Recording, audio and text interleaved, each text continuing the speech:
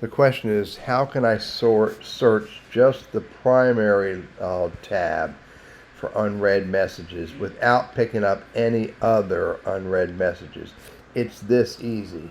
If I just go up here and do label unread right there, I'm going to get them all, but I don't want them all.